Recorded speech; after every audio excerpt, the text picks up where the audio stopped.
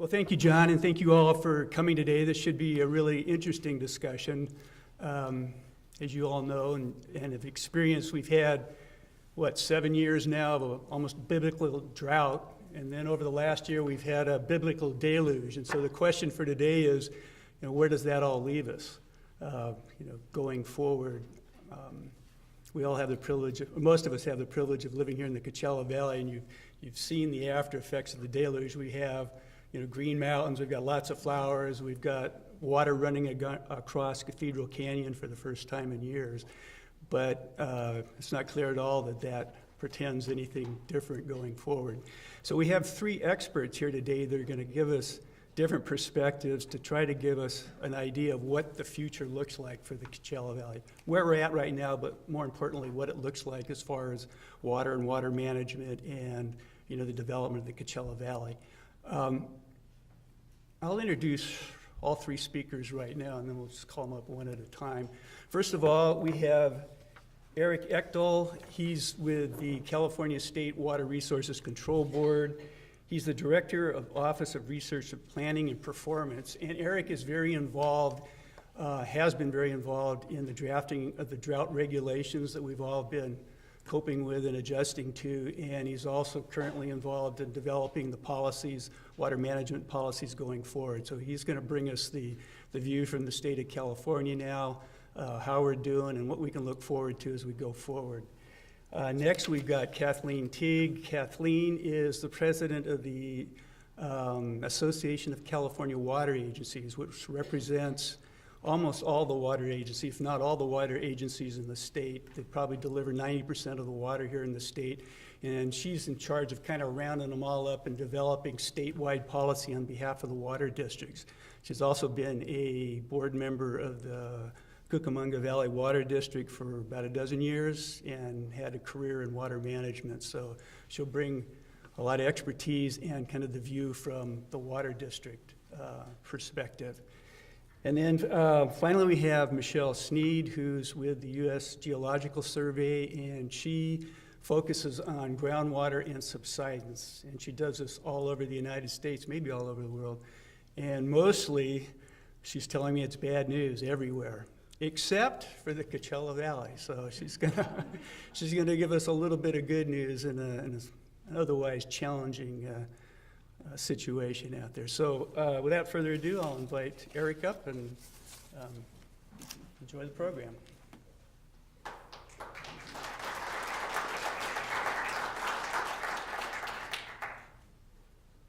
Hi, can everyone hear me okay? Great. Well, first off, thank you for having me today. As one of the previous speakers said, I've been down here a couple times, and there's a pretty stark difference this year relative to where we've been some previous years. Everything was green. I took Highway 60 in from Ontario, and it's grass-covered hills, and it's green, and it's beautiful, and it's lush-looking, and it stands in stark contrast to where we've been over the last couple of years. So today, I'll talk a little bit about an update on urban water conservation, specifically the regulations that the State Water Board has promulgated over the last couple of years, and then talk a little bit about where we think we're going to go after the deluge of this year and what it means for not only urban water agencies, but kind of all of Californians and making conservation a California way of life. I always like to start with this slide. It should be very recognizable to most of California. This is Half Dome. And this is a progression of pictures taken. There's a webcam up there. It's owned by, I think it's the Nature Conservancy or the Sierra Conservancy, taken the same week of March for 5 years in a row. And it really highlights the depth and the magnitude of the drought that we just experienced. So, 2011, that was our last quote unquote average, or some people use the word normal, although I really don't like to use the word normal water year. It was maybe an average water year. And 2011, 12, 13, 14, 15, progressively drier and drier, such that by the time we got to 2015, it was the lowest snowpack that we've had probably in 500 years, if not 1,300 years, based on some tree ring records developed by the University of California, Berkeley. So it was very, very dry. This year, things are different. Yeah, most of you down here maybe haven't experienced flooding quite like this. I think this is of the Yolo bypass or near the Yolo bypass up and around Sacramento. For those that aren't familiar, rather than having the Sacramento, the American, and the Feather, and the Yuba River all come together, they let it overflow into a weir, and it floods this big natural floodplain to the west of the city. It prevents downtown Sacramento from flooding, but it makes a really nice deep lake that stretches between downtown and Davis. So we've gotten a lot of rain, a lot of precipitation this year. This is a precipitation index, and for those that aren't familiar with what this slide means, I'll spend a quick second describing it. This starts on October 1st. That's the start of our water year, and it runs through October 1st. So this is kind of one hydrologic year. We start getting our rain in October, and it usually finishes up somewhere in about April or May. What this is essentially a stacked count or a stacked volume of the cumulative daily precipitation. So this is in inches, 5, 10, 15, 20, and upwards. And what it shows basically is how much rain we get and when we got it, kind of in a series of storms. So you can see this dark line here, that's our 1976-77 drought. It really kind of sets the standard for the modern drought in California. Turns out there was a drier drought back in the 20s, but you know, there weren't very many people in California in 1920.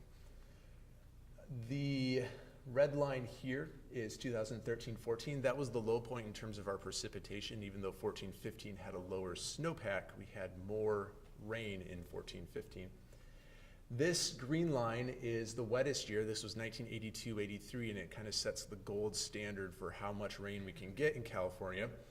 And this blue line is where we are as of yesterday. So what you can see is that we are, I think this says 88.5 inches total for the 82-83 water year. We're at about 83 inches for these series of water stations in Northern California. We're very, very, very close to the all-time record. If I showed you we have another set of stations in the Central Sierra and then another set in the Southern Sierra.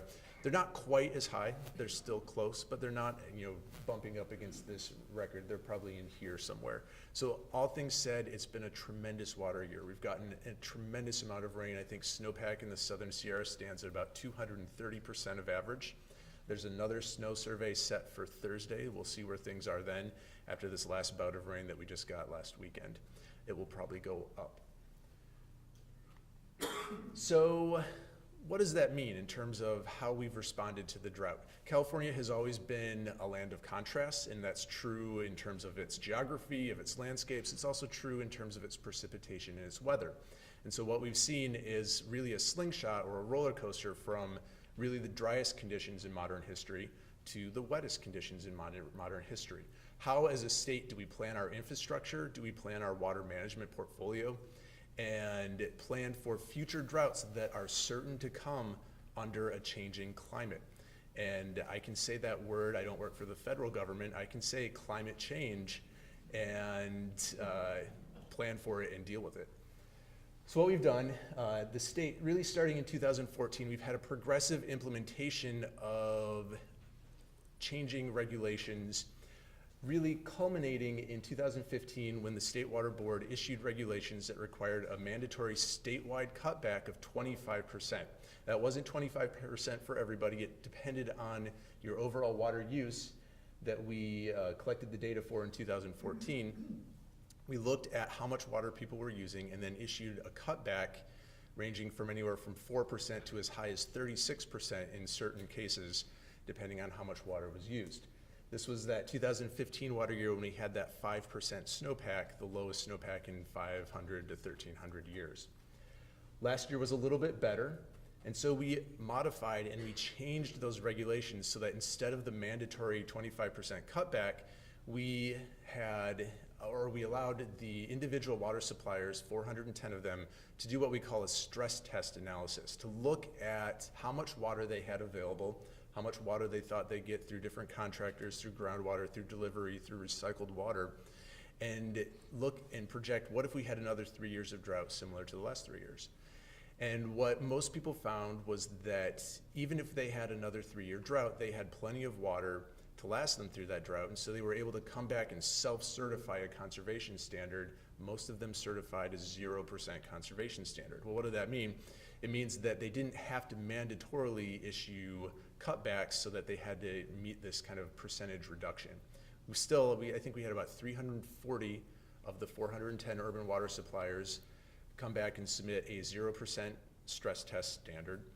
We had about 60 or so, 60 to 70 suppliers that either kept their pre-existing standard or self-certified and said, no, we would actually have a shortfall. And I think the lowest or the highest shortfall was Montecito, which projected that they would have a 31% shortage after 3 additional years of drought. We modified these regulations again in February, and I'll talk a little bit more about those in a couple of slides, in recognition that we are having a fantastic water year, but we were only partway through the year. And when the downfall in doing these through emergency regulations, because of administrative law, we can only implement an emergency regulation for 270 days. And because of the readoption cycle, it always ended up that we were adopting them in the beginning of the summer, and then they would expire in February, which is partway through the water year, and we weren't really sure of where things were going to go. Things looked good in January when you start writing these things, and we adopted them February 7th and basically said, all right, let's keep the stress test approach for a couple more months. Let's look at where things are in May, come back to the board, and if it keeps raining like it's been raining, maybe there's no need for these regulations going forward. Through all of that, Californians have really responded. It's absolutely been tremendous. This is how much water we've saved since we started those mandatory water cutbacks. We talk about 2.51 million acre feet. What's an acre foot? Well, it's enough water to cover 1 acre of land with 1 foot of water. It's about 365,000 gallons. It's about enough for a family of 5 for 1 year. It's different in some places. Some places maybe get a little bit more per person or per acre foot. Some places get a little bit less. But in total, when we look at this is enough water for somewhere around 12 million Californians for 1 year. So that's a tremendous amount of water saved. And it's really even stayed high during the time period when we had the cutbacks. And when we reverted to the stress test, one of the fears we had was that the messaging would change. People would say, oh, we have plenty of water, let's just start wasting water. And that really didn't happen. Instead, people have responded tremendously again. I think it helps that it's been raining, and so people have realized that they can turn off their sprinklers and they don't need to water their lawns when it's pouring rain out. Where do we go from here? That's kind of where we've been. We're in this period of extreme contrast. It's been very, very dry, and now it's very, very wet. The current regulations we adopted February 8th. We need to consider how to best prepare for the next drought, because there will be another drought. And one of the major findings from all of the climate change research that the universities all throughout California and the world have found is that while California will likely still get roughly, on average, the same amount of precipitation, it's going to change how we get it. It's going to come in periods of drought versus periods of deluge, much like we've seen over the last couple of years. And instead of falling as snow, it's going to fall as rain. So instead of having this like big reservoir that slowly trickles out of the Sierra Nevada through the rest of the year, we'll get these very brief, discrete dumps of rain that will result in flooding issues and different water management challenges for how we manage the state infrastructure that's really been developed to handle a slow snowpack melt for our water supply needs. To do that, we're going to transition to a long-term framework, and I'll talk a little bit more about this, that really motivates and moves California towards making conservation a permanent way of life throughout the state. Now, some of you will say, well, we already do this. We've already made conservation a way of life. We have no lawn. We have drought-tolerant landscape. I don't even have landscape. And this framework is, I think, specifically developed to accommodate places that have already made this transition, that have looked at what is the most efficient water use for their region and for themselves and for their suppliers, and moves forward so that the rest of the state follows suit. So again, I've kind of made this point already. We're going to slingshot from extreme to extreme. We're also having a bit of a groundwater issue. What do I mean by groundwater issue? Well, in parts of the state, and this is actually our third speaker, Michelle, who I wanted to give a bit of a preview for her work. In parts of the state, particularly the Central Valley, people are over-extracting groundwater at rates that it cannot be replenished. And they're extracting it from these certain types of aquifers that really don't recharge very easily. And it's actually causing the ground to collapse under a process called subsidence. And you can see that in 16 years, from 1988 to 2004, the ground here shrank from where it was here about 2.3 feet. In another 4 years, the relatively wet years, it shrank about another 0.6 feet. And over the next 5 years, it shrank another 1.9 feet, to the point where over 25 years, the ground actually sank about 5 feet. We have places in the Central Valley right now where the ground is collapsing at a rate of about 18 inches per year. That's about that much. You can think about what that means in terms of our water conveyance infrastructure for highways, for trains that might want to go through the Central Valley, and just moving water around. It's actually a tremendous challenge, and it's largely due to groundwater extraction. 5 years of drought caused a lot of people to turn to groundwater, appropriately so, as kind of their water storage piggy bank. And because of that, groundwater elevations have plummeted in some places by more than 60 or 100 feet. Over the last 40 or 50 years, there are parts of the Central Valley in the Tulare Lake Basin, Tulare County and Kern County that have probably dropped by over 600 feet. It takes a long time to refill these groundwater basins, and this 5-year drought is not going to fix, or 1 year of heavy rain is not going to fix the amount of overdraft caused by 5 years of extreme drought. So we have a groundwater issue that's going to remain a challenge as well. Making conservation a California way of life really stems from an executive order that was issued by Governor Brown last May. We call it Executive Order B3716. It just kind of rolls off the tongue.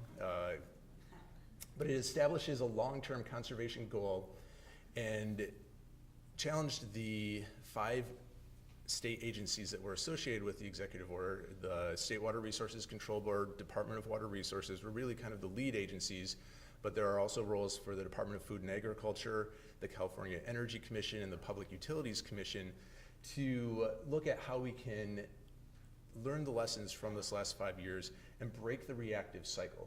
I'm not sure if you can quite see this, but this is kind of how California has responded to droughts. Not just California, but many places. Australia did the same thing. You start under a period of rain and you feel pretty good about your water supply. They call it apathy here. I'm not sure if apathy is quite the right word, but you're not really thinking about where's my next water supply going to come from. Then you go through a little bit of a drought and you start to realize, oh, things are getting dry, and maybe you're a little more aware as the drought kind of gets worse, and then all of a sudden it's kind of a big deal. And you reach this point of panic where you're looking at places that might have a 31% shortfall if it keeps if the drought continues. And then it rains and you kind of start the whole cycle over again. So rather than this continuous reactive cycle, what can we do now with the lessons that we've learned so that we're prepared for the next drought? And the next drought will come. It might be next year, it might be 5 years, it might be 10 years, it might be 40 years like it was 1977 to 2015. What the draft framework requires is a new approach to urban conservation, drought preparedness, and agricultural water management. And there's a draft report out. It was released November 30th, 2016. I'll talk a little bit more about that in a second. What does this report do? What does the framework do that's different than what we did before? But one of the things we heard with our mandatory cutbacks was that it didn't really reflect water use at the individual supplier scale. We kind of came at this with a heavy hammer and said, this is an emergency, we need to cut water use now. What the framework does is says, rather than look at emergency cutbacks and these mandatory percentage reductions, let's look at efficiency. Are we using water wisely? Are we using it the right way? And are we using it in the right amounts?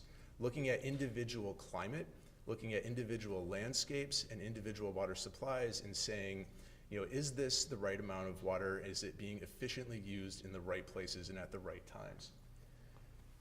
It does that by setting a set of standards for indoor water use, outdoor water use, water loss through leaks, and commercial, industrial, and institutional, or CII-based performance standards. And what the framework proposes is that the indoor water use start with a standard of 55 gallons per person per capita per day, or GPCD. The outdoor water use will be based on your local climate. We refer to that as evapotranspiration, but it's basically the amount of water that a plant, and you can get very technical with the definition, specifically here refers to cool growing grass under the right climatological conditions, but we're going to base it on basically the temperature. So if you live somewhere where it's very warm, you'll have a higher evapotranspiration standard, and you'll be kind of budgeted a higher volume of water. We are under a process, this is Senate Bill 555, which was passed last year, I believe, that required the Department of Water Resources and the State Water Board to look at how much water is lost through leaks. You wouldn't think that's a big deal, but locally, anywhere from 5 to 30% of a water supplier's total production can be lost through leaks. That's a relatively easy thing to fix, and all of a sudden you have a 30% increase in water supply that can actually go a long, long way. And then lastly, the CII, rather than kind of prescribing an individual budget, what we're proposing for CII is to really look at performance metrics. We realize that CII, that's kind of your businesses, your economy. We don't want to prescribe something so regimented and detailed when we don't really know enough about those individual businesses. There's tens of thousands of different types of businesses in the state, and rather than go in and say, all right, Starbucks should use no more than 0.2 gallons per customer, which is far too prescriptive, what we're proposing is to say, let's look at your larger water users, ask them to perform an audit and see how reasonable their water use is. Let's ask these institutional type places like government, business parks that actually end up using the bulk of water in the CII sector to maybe put some of their landscape on separate meters so that we know how much they're using outdoor, and we can kind of start to look at what the world of CII looks like and just make sure that it, again, is reasonable without really affecting the economy and prescribing overly detailed requirements. What is the timing for this? Well, this was in all of this is kind of a proposal. So none of it's set in law. This is really what the state agencies were advocating. If it does go forward, we would propose that we adopt some sort of interim standards by 2018, but that we'd spend about 3 years, maybe 4, refining them and looking at, is this the right number? Is 55 gallons per person per day right? Is the outdoor standard the right number? Did we do this the right way, the right methodology? We'd finalize things by 2021, but the final compliance wouldn't occur until at least 2025. So this is giving everybody kind of a big transition period, because it is a big transition. We've operated under this environment of using water wisely, and most suppliers do use water pretty well, but there are places that certainly don't. And kind of converting this whole approach to something a little bit different is going to take time. The last slide I have, I've probably run over time a little bit, is actually one of the concerns that we've heard is that if we transition to this efficiency framework, that's going to negate the need for local suppliers developing their individual portfolios. And this is my slide that kind of says, no, you're going to need all of those individual projects. You're going to need recycled water. You're going to develop new sources going into the future, because our population is not going to shrink. So this is population of California from 1900 to 2016. And I like to put that little metric in there. I actually used this slide long before Oroville Dam became as noteworthy in the news, because it's the last kind of keystone element of the State Water Project. It is really the reservoir that supplies a lot of drinking water and agricultural irrigation water. It was completed in about 1968. It holds 3.5 million acre feet of water when it's at full capacity. And if you remember that metric I used earlier, 3.5 million acre feet times 5, that's enough water for about 18 million people. At present, the entire population of California, or not present, but when it was completed. Our population right now is at 40 million. And if we look at where we're going in 2050, our population is projected, so 2050 would be somewhere about here on the slide. We'd be up here. You probably can't even see that little red dot, our projected population in 2050 is 60 million people. So if we just think about the math associated with that, think about the amount of people coming into the state or just being born in the state, the amount of water that those people will need. We refer to it as demand hardening. So there's an extra 20 million people in the state. If we use that same metric of 5 people per acre foot, we need about an extra 4 million acre feet of water. And that's more than the entire volume of Lake Oroville. It's about the entire volume of Shasta Reservoir farther to the north. How are we going to find that water for the people of the state of California? And some people say, well, let's do desal. Desal is definitely on the table, and I think desal is an important element in California's portfolio. But if I just do that math again, how much desal do I need for 4 million acre feet of water? I'd need about 80 plants, the size of the one that they just built in Carlsbad. If you figure about $1.4 billion per desal plant, that's about $112 billion worth of desal infrastructure that we need in the next 20 years. We're not going to be able to desalinate our way out of this water need. If you overlay on top of it additional climate change, additional droughts, it points to the necessity of making efficiency California's priority in terms of how we use our water. And so with that note, I'll leave some contact information up there, and thank you very much for listening.